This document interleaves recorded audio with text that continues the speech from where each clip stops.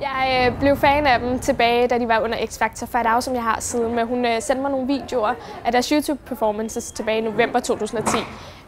Så det var der, jeg faldt for dem første gang. Hvad var det, der appellerede? Jeg tror, at deres sangstemmer, deres måde at være på scenen, at de var meget grineren. De tog ikke alting så højtideligt. Så jeg tror bare, de var nogle drenge, som var tæt på min egen alder. Og hvordan adskiller de sig fra andre boybands, man hører om?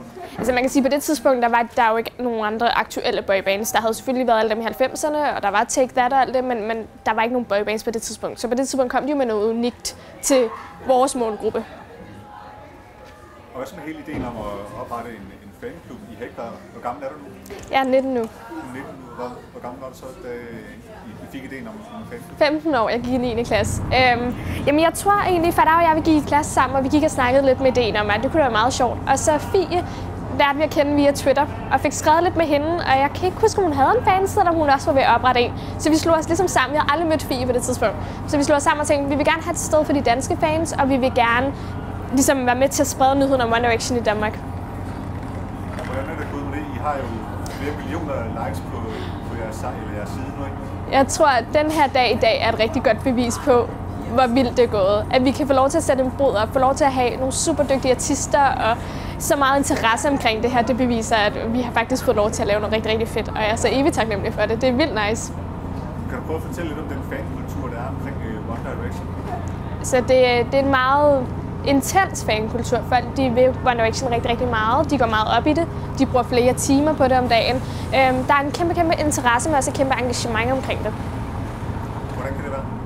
Jeg tror det er fordi, at det er ligesom den måde, fankulturen blev lagt ret hurtigt med One Direction. Det hele foregik på sociale medier. Det foregik med at dele videoer, skrive tweets, skrive til drengene. Jeg tror bare, at det ligesom stadigvæk kører på den måde.